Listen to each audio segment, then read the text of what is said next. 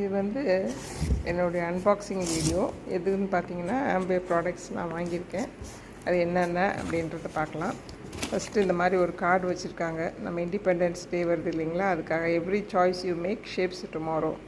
Thank you for making ஆம்பே part of your journey forward in vision, stranger is unity, together in purpose அப்படின்னு போட்டிருக்கு.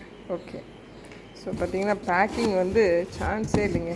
ஆம்பே கம்பெனிக்காரங்க back பண்ணி அனுப்புறது பார்த்திங்கன்னா பர்ஃபெக்டாக இருக்கும். அது மாதிரி மெசேஜஸும் நம்ம போட்ட உடனே கன்ஃபார்ம் ஆர்டர்னு வரும், டெலிவர்டுன்னு வரும். கரெக்டாக 5 days 6 days சொல்லுவாங்க, ஆனால் 2-3 daysலேயே வந்துடும். பார்த்திங்கன்னா என்ன வாங்கியிருக்கேன் அப்படின்னு பார்த்தீங்கன்னா விட்டமின் டி வாங்கியிருக்கேன். Okay, vitamin D plus boron.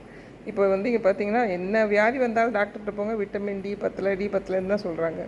So நான் இது வந்து ஒரு கோர்ஸ் சாப்பிடுவேன். சாப்பிட்டுட்டு 1 மாதம் விட்டுட்டு 1 மாதமோ 2 மாதமோ விட்டுட்டு திருப்பி சாப்பிடுவேன்.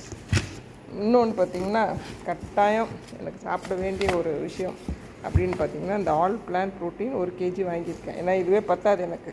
ஒரு நாளைக்கு 3 தடவை சொல்கிறேன். ஒவ்வொரு சாப்பாட்டோடையும் ப்ரோட்டீன் சாப்பிட்லைன்னா அந்த சாப்பாடே வேஸ்ட் அப்படிங்கிறாங்க.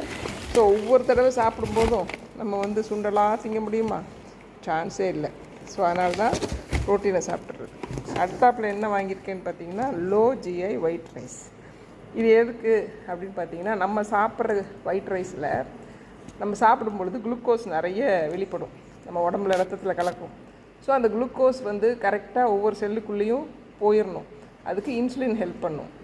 போகலை அப்படிங்கிற பட்சத்தில் அந்த குளுக்கோஸ் நம்ம ரத்தத்துலேயே இருந்து நமக்கு டயபெட்டிக் ஏற்படுத்துது.